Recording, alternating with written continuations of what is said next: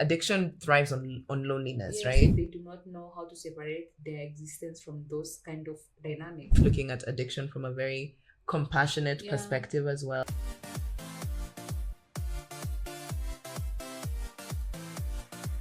Hello, my name is Gatue Ikome, and welcome to yet another episode of the Diversified Kenya podcast.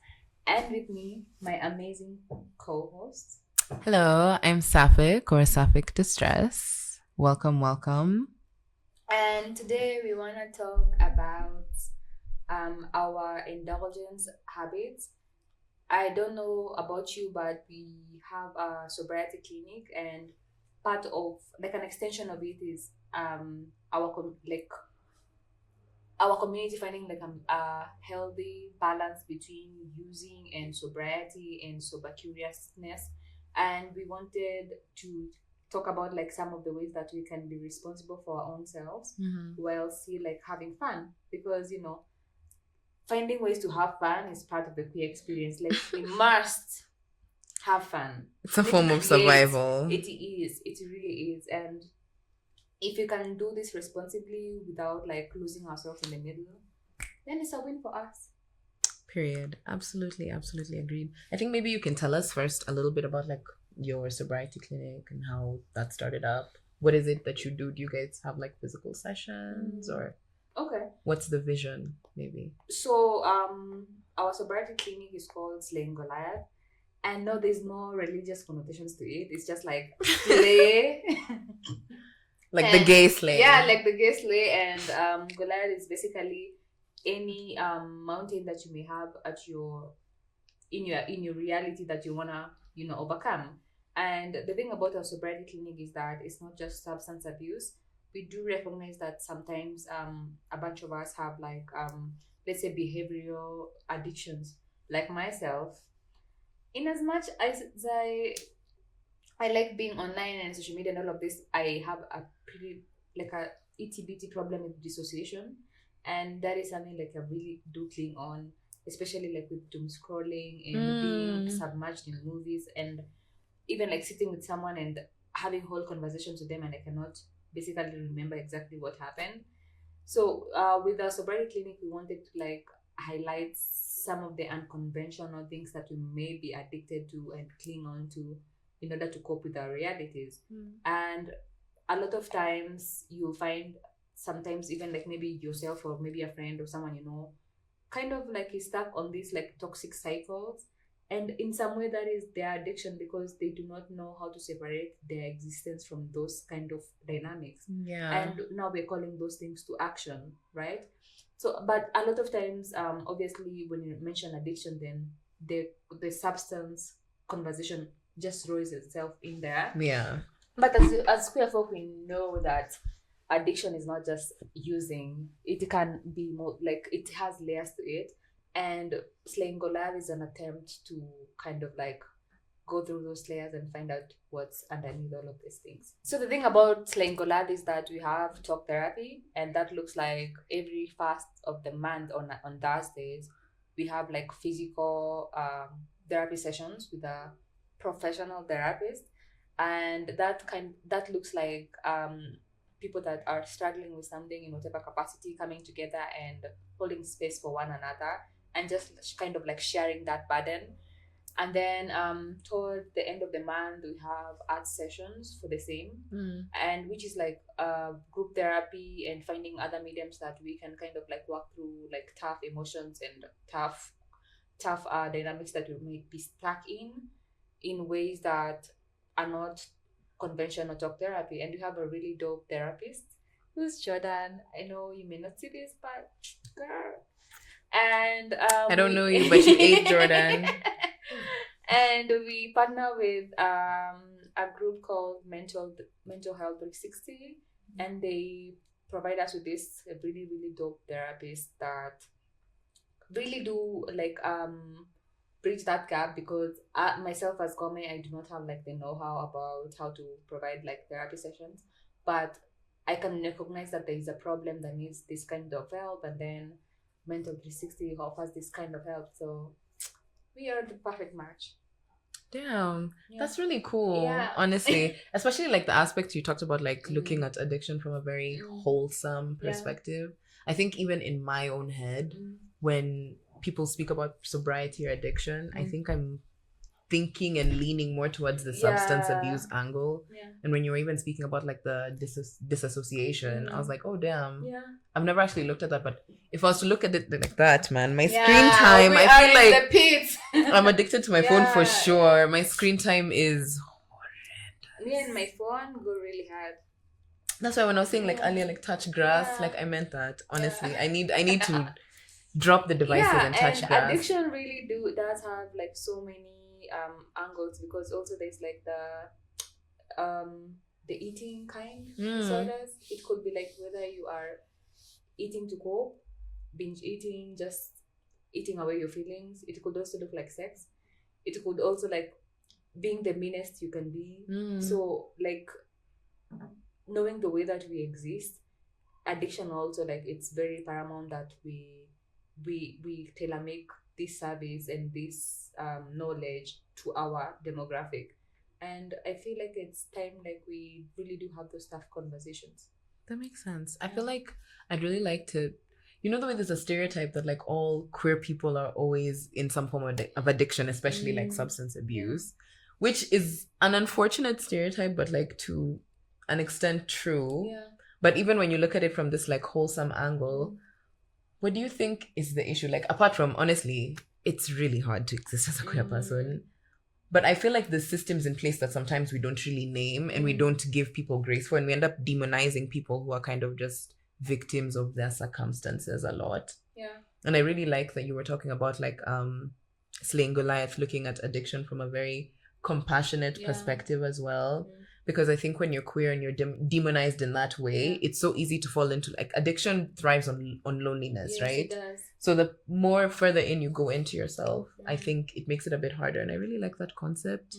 But I'm also very curious, like, what do you think? Like, what do you think is the thing in queer people that's making us like... I have like an unfounded one. I'm not like an gonna unpopular say, opinion. Yeah, like this is not based on any kind of research, but as my observation. Okay. As comment. And a lot of times I feel like for the longest time, queerness could only exist in clubs. Because clubs are very welcoming, and they like a lot of clubs don't necessarily care for how you dress, who you came in with and stuff like that. And it's sort of like no questions asked kind of that space. And with that, then cultures and movements were created in clubs, right? When you think about the Stonewall riots, they started at the Stonewall Inn, which was like a pub, like exactly. you know? Yeah. And it's I don't know, like, what? Naskia, you've given me so much to think about. I've never thought about it like that. But genuinely, even right now in the Kenyan context, like, Atasai, right now we're in a surge of like different events and people doing interesting things with different things. And that's lovely. But for the longest time, the only places actually we've been able to commune has been clubs or Mukai home, Pamoja, or you find some sort of party, like a house party. But if you want to be in a public space, a lot of the time it's a space where there's drinking or substance abuse involved, and that's very, very unfortunate for queer people, because it's like drunk people will be nicer to you, but also sometimes they won't be, and it puts you in places where you're in dangerous spaces. Your inhibitions are lowered. I hate that.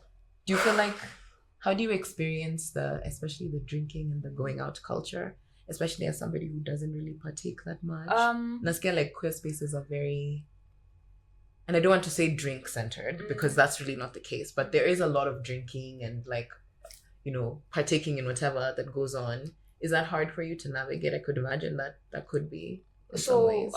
Some of the resistance that I've been facing is that sometimes in order for me to experience queer culture, I need to be outside in a club, even if it's not my setting. And it's been a bit of like not a challenge, but like a cranking my step kind of thing. Because if this is something that I truly do not enjoy, then I need to go out and maybe dance the whole night. And maybe I'm not that kind of like extrovert. You know, there's like a certain kind of energy you need to be in a club. Yeah. So I need to like cultivate that for months before like I can be seen outside. And I can imagine maybe there's also someone else that's maybe like that. Maybe they are like more introverted, more shy, and they feel like the only way that they can be among the gays is if they're out in clubs drinking. So this is like something that we need to be like cognizant of, because we cannot only exist in clubs and in nightlife. Now, we're like vampires. Yeah, now literally. We don't go out during the day. Yeah, we need to give ourselves permission, and I know like it's not majorly on us. Like for the longest time, we were not like given permission to exist in the daytime. I always think about that, like how it is even when I was younger, and I think about what this means for like younger queers navigating finding queer spaces. Until I turned 18, there was a lot of places I just didn't have access to. Apart from the whole, like, you know, queer people, we don't really hang out with kids because then you'll be told you're recruiting, whatever the fuck. But even generally, like around other queer kids, you'd have to be willing to like go to the club with them at 16 or something if you want to be around queer people. And if that's not your vibe and you're not, me personally, I was an anxious kid, like I just, that was not really going to be somewhere I wanted to go. And I would have loved to be able to like go to a library or like a book club or I don't know, like, you know, something of that sort. And I love that right now there's more of that. And right now I think that's why I'm so interested in doing all these random like lesbian book club, lesbian flower arranging, lesbian, and it's all of it is lesbian, yes. Before you even like all of it is lesbian. But it's just, it's so nice. Like I'm tapping into some of the interests I think I had as a kid. But then I'm doing it in a space where I feel safe and I don't feel like I have to hide any parts of myself. And that's so, it's so powerful. Ooh. Literally. I wanted to speak a little bit about harm reduction as well. And that's why I love that you talked about not coming from a shame-based perspective with the sobriety clinic. I think I'll describe harm reduction first from what I have. So the Ontario CMHA describes harm reduction as an evidence-based, client-centered approach that seeks to reduce the health and social harms associated with addiction, substance abuse, without necessarily requiring the people who use the substances from abstaining or stopping. And we, even before like we started rolling, I think you had mentioned something, and I really wanted to come back to that conversation, like what you think about harm reduction as a practice to like kind of fight addiction, because I think some people are kind of like the only way you can fight addiction is you stop it immediately. Like if you want to stop it, unanza tu hivo, but we know that ends up with a lot of relapses and also like and healing is not linear, like whatever. Vicious cycle. As per my observation, I think if we had like a drinking etiquette or like an indulgence etiquette, would have better luck than telling people like put your bottle down and, you know, go home or whatever. And part of that is just finding ways in between that we can make we can allow ourselves to coexist with alcohol, because this is something that is not exiting this scene anytime soon.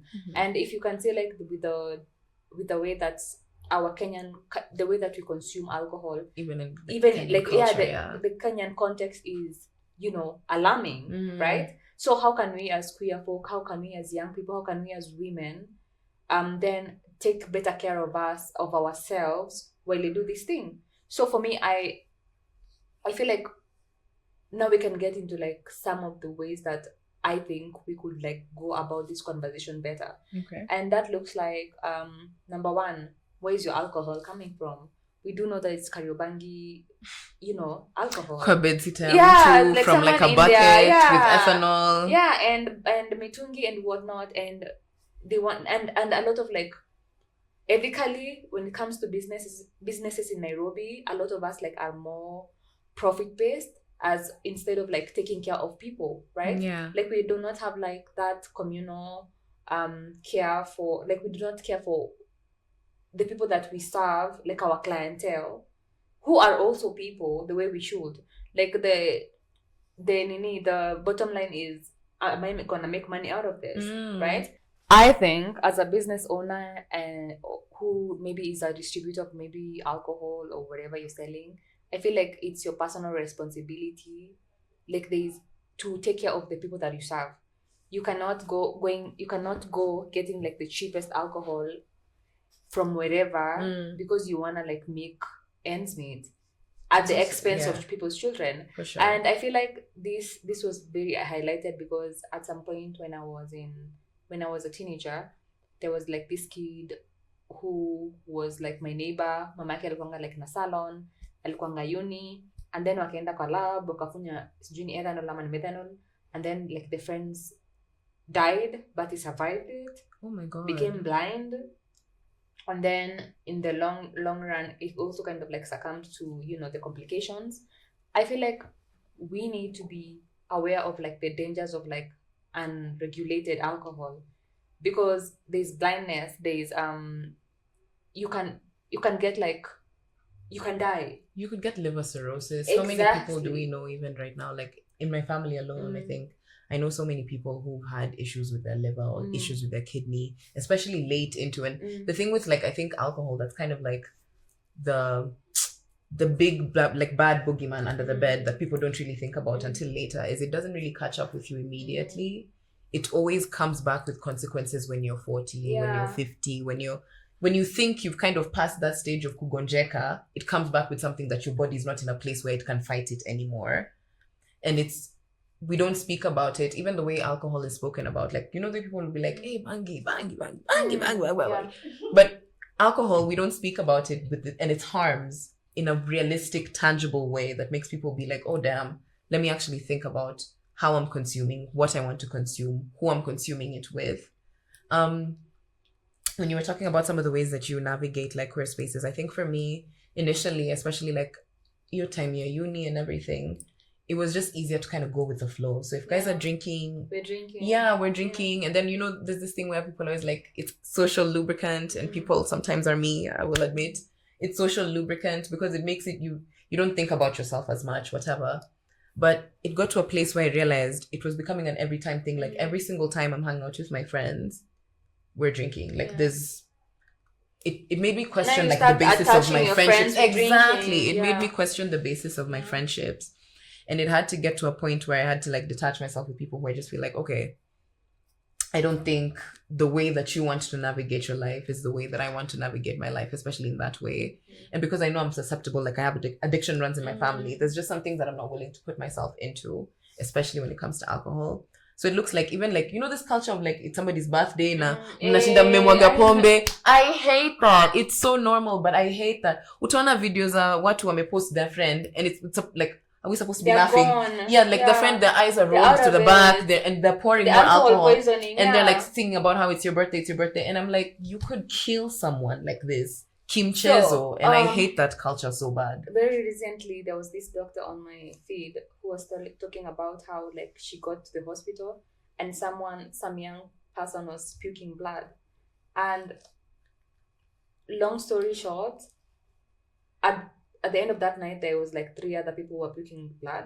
And you see, like the way the myth was like the alcohol, the effects of alcohol will catch up to you when you're 40. These were people who are 28. Meaning the kind of alcohol that's being sold right now is less. Like there's no way like alcohol can catch up with you that soon unless you started drinking at 5, which is unlikely, right? And this shows you that there's like this social responsibility that you cannot just go umepata mzinga imemwaga kwa nini just because there's availability of alcohol doesn't mean you should be drinking it. Does not mean you should be drinking it, right?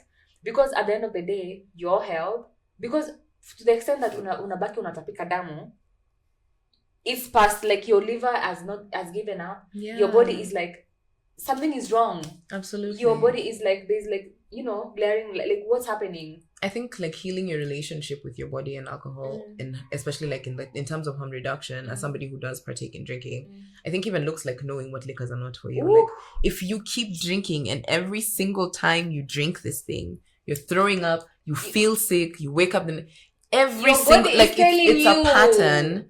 And yet, for some reason, you can't. That's probably something to be cognizant of. A way for you to Nini is just to be like, okay, honestly, if it's making me feel bad, you don't have to drink it. Like genuinely, you don't. Like for me, brown liquor, I can't. Like even if we came here to drink and that's all, I won't. I'll have fun, but I won't drink. That's just not my thing. I don't enjoy that. Being able to have that power to say no to some of these substances sometimes allows you to be able to say no to even the ones you do quote unquote like. Because if you don't want, you don't want, you know, like si lazima. But kuna hii culture ya like, like you were talking about Kenyan drinking culture, where it's just like bora ni pombe, and I'll see like these. Have you ever gone? Okay, I was gonna ask you, have you ever gone, but you don't be drinking. But like, when people drink, you go to the liquor store, and there's like somebody will be like, "Equata equal 100 bob," and you've never heard of it. It's called, I don't want to say anything because no copyright. Wait, but like some random name that is not a brand name. It's not something that's known. Like, it's so random, and you're in the middle of like Makongenyo. Like, who brought this on this shelf? Imetoka wapi? I love even like some of the things to look out for. It's in a plastic bottle, and when you smell it, it smells like pure ethanol. Like, it's okay to say no to such things, and it's okay to like take back that power for yourself. Because when you find yourself in a position where you feel the need to say yes to everything, it puts you at a detriment. It does, and we won't even like go into like the kind of dangers as a woman, as a queer person, being outside, exposed and vulnerable like that because you are incapacitated, because you got overly drunk. We're not going to talk about that right now. I want us to talk about people knowing their whys. Like, why are you drinking? Why are you smoking? Why are you injecting things? Why are you sniffing things? Right? Because I feel like these can kind of like be a threshold for kind of like gauging ourselves and even like accounting for the things that we would otherwise slide into dependency with, right? So if I am sad, I know I'm sad, I know I'm feeling sad, I know like I'm having, it's just that kind of day that I'm a sad girl and there's nothing I want, like there's nothing that's working. When I put when I have alcohol in my house and I'm feeling sad and then I start drinking, the next time I'm sad, that'll be a pathway you've created in your brain. The next time I'm sad, right? And then again, even the thing you're talking about, like every time you think about your friends, you think drinking. Every time you're in the house bored, you think drinking. Anytime you have free space like this, you think drinking. That, like, we are creatures of habit. Our brain creates these pathways, like we attach certain things to something. Because at the end of the day, we have our own free will. Yeah. You need to exercise that. You need to say things you need to say no to things that do not serve you.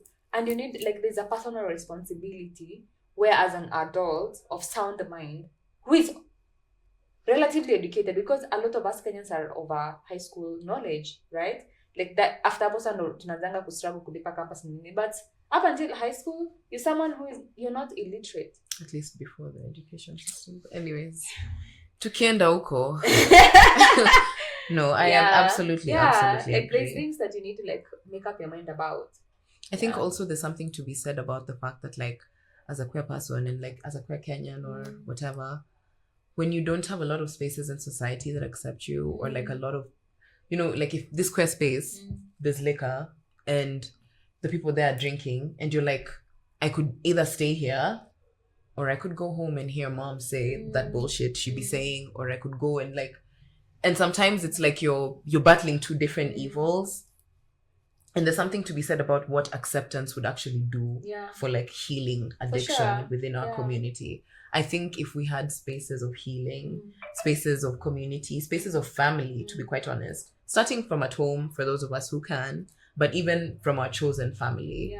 Like, unajua, like hizo stories are when you're sad, instead of calling your friend to drink, calling them to your house and being like, hey, come sit with me, I'm depressed. Like the friends who come and wash your dishes because they're like, oh, you can't. Or the even friends, I'm lonely. Like my friends and I, sometimes we do this thing and it's really like just parallel play. Like, ata sijakuja like tubonge story, I have work to do, you have work to do, but I feel like when I'm alone in the house, I can't do it. So I just can't do it. But we're not even interacting. You're kind of doing your own thing, but we're together. But it helps fight that feeling. I think those are things that like are also ways of fighting that, what do you call it? Demon. Non-religious, of course. I think the other way that we can protect ourselves is knowing our environment. Like I said, you cannot go like in a ushago dingy ass place to go drinking as a queer person. With men, like there's a personal responsibility, like situational awareness as a queer person is a lifeline. It's literally a lifeline. It is a lifeline. Situational awareness as a woman is a lifeline. And a lot of times you may think that you're hiding your queerness well, but the moment you get drunk, your inhibitions go low, and now you're kissing women in Kandara, and now you're getting beat up because you're flirting with someone's girlfriend. I'm like, this is very specific. Kome, have you been in this exact situation? Yeah. You're drinking with, with the mechanics, and you're a mask, you've gotten drunk. Before you know it, you're on the table being discussed, Ama, you're being like, I feel before we indulge and put ourselves in certain compromising situations, we need to take responsibility, right? Because alcohol is not the worst thing that can happen to you. I feel what happens after intoxication, after smoking, hata tajia watu kusmoke. We still haven't. Like, if you want to talk to me direct. We haven't touched on that because I feel like also not everyone needs to be smoking weed. Because kama unajua una smoke weed, unakuwa mjinga, una slow down, unaibiwa simu. Girl, what the fuck are you have schizophrenia? I know. And it's now, you're triggering psychosis. Now you're imagining people are robbing you or trying to kidnap you, and you're home alone with your cat. Heavy on with your cat. With your cat. Why are you doing it, honey? No, I agree. I really do agree. I think also though, like, I don't know, even with personal responsibility, especially like with situational awareness, if it does happen to you, it wasn't really your fault even if you were drunk. Because like, a man is a man is a man, and after the sober one at violate. 1,000%. So I think it's good to like give that nini. But honestly, as much as you're able to protect yourself, please do. That should be your first instinct. Your safety self-preservation. Self-preservation. Yeah. As poor Kenyans actually, self-preservation, even against yourself. Sometimes you're the enemy. You are the enemy. So you are the enemy camp. Until you are the biggest op. Yeah. Sometimes, because honestly, sometimes I'm my biggest op. Like, I had to be like, wow, you need to find hobbies. Wow, you need to, like, calling yourself in really does a lot for yourself, I think, also. I feel also there's, like, the community accountability. Because as a friend, if I know, like, you have a little bit of a drinking problem, like, there's absolutely no way I'm showing up to your house, Namzinga. Why are you... Wake it up. You know your friend, gift you know your voucher, and even that is not a problem. Why is it someone's birthday? They're passed out, and you're there with a bottle, chugging you're chugging someone that's almost out. Honestly, also consent, man. Like, I hate that. I think that's because I see a lot of those types of videos online. Like, it's so normalized in Kenyan culture. Like, it's funny. Like, I remember even some of my, like, the friend groups I was in like first year Nini, like, I remember that being a thing. Like, why? What? Why would you be doing that? No. Why is your friend recording you with your dress imesha geuka, lashes zimetoka, heel imetoka, umeanguka? Like, and it's not supposed to be funny, but honestly, like, the lack of consent, it feels so... No, muonyesha kwa sober because... Naskianga like violated on behalf of the people who are being recorded. Honestly, it feels it's a violation of these people's like autonomy, but also their consent. Because mtu wako at that state haizi consent to any of that. Exactly. Even if they laugh about it tomorrow, in that state, had they been conscious enough to know what that kind of situation was, I don't think they would have been like, yes, continue. I love this. And then the other thing is like knowing what kind of reaction things get out of you. If you know you'll drink and you'll be horny and you'll wanna like sit on a bottle. Oh my god. I can't be your examples are sending like, me. Know yourself. If you know you will drink and start crying, you know. If you know you'll drink and then you get undressed and you want everyone to touch your boobies and you're a lesbian and there's men, you know? If you wanna slide down a pole up and down someone's boyfriend, like, it's up to you to know what kind of reaction these kind of substances. It's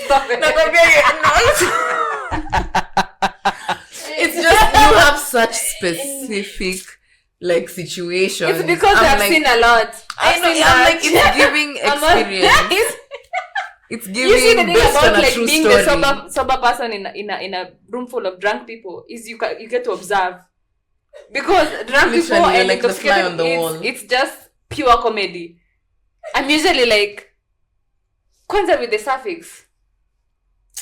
Why are you fighting your girlfriend at the club?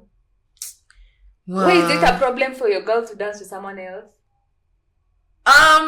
Slow down. Why is your girlfriend kissing people in the bathroom? Slow down. You know. Because well.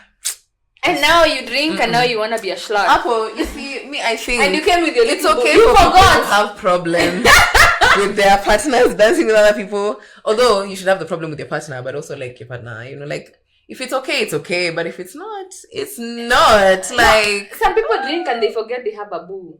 Yeah. You know. How do you? They become single. They're like, these lips, they belong to everyone. Now you have to go pluck your partner from someone's mouth. No. You know, a drunk mind speaks sober thoughts. Whatever was said.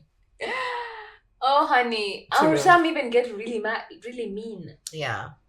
They tear you down.